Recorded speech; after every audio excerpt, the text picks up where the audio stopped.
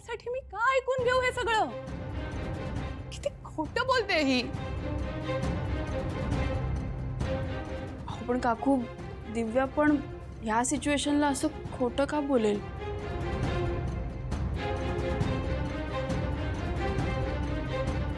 शिवा, तूच बाकी होतीस हे बोलायची. म्हणजे हेच ओळखलंस तू मला? नाही नाही काकू, हे बघा, तुमचं काहीतरी गैरसमज होतंय. मला असं नव्हतं म्हणायचं. मी एवढंच म्हणत होते की धक्का चुकून लागू शकतो ना.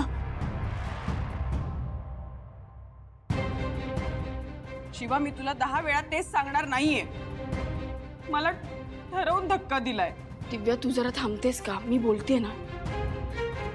आता वाटेल ते बोलतेस दिव्या तू.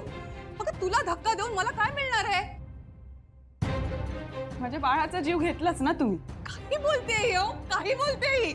म्हणूनच आम्ही आल्यापासून तुम्ही आमच्यावर राग राग करत होतात. बाई आजीवर चोरीचे आरोप काय केले, आणि आता सगळं व्यवस्थित सुरू असताना तुम्हाला ते बघवलं नाही म्हणून तुम्ही मला धक्का दिला. मान्य करा हे. भाऊ, ही मुलगी काय वाटेल ते बोलते आणि तुम्ही का गप्पा बसलात? बापरे, काय चाललंय आपल्या घरात? किती शांतता होती. काय शिवा, तुला खरंच वाटतंय तुमची आयडिया चांगली होती? तुमच्या प्लॅन नंतर सगळ्यांच्या आयुष्यात अजून प्रॉब्लेम्स वाढलेत, कमी झालेले नाहीयेत. उलट त्या ट्रिप प्लॅन नंतर ना अजून वाढलेत.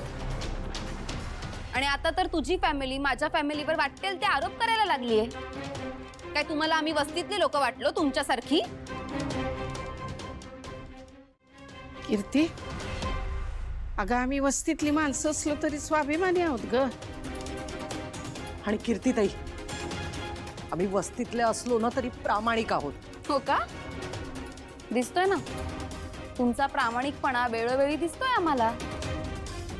आणि काय हो, कधी झालंय का असं तुम्ही आमच्या घरात आलाय आणि भांडणं झाली नाहीत? झालंय कधी असं? कीर्ती, तू मध्ये बोलू नकोस. इथे वेगळा विषय चाललाय, तू शांत बस. थांबा जरा. हे बघा, गोष्टी बोलण्याने सॉल्व्ह होतील ना. आपण शांतपणे बोलूया ना प्लीज. नाही शिवानी, आम्ही आता अजून इथे थांबू शकत नाही. आम्हाला इथून जायलाच हवं.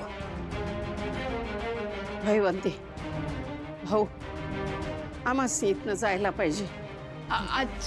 आजी एक मिनिट. आजी, असं कुठेही जाऊन आणि कुणीही कुठेही तडकाफडकी जाण्याची काही गरज नाहीये. हे सगळे वाद मिटवायलाच आपण इथे थांबलोयत ना आजी.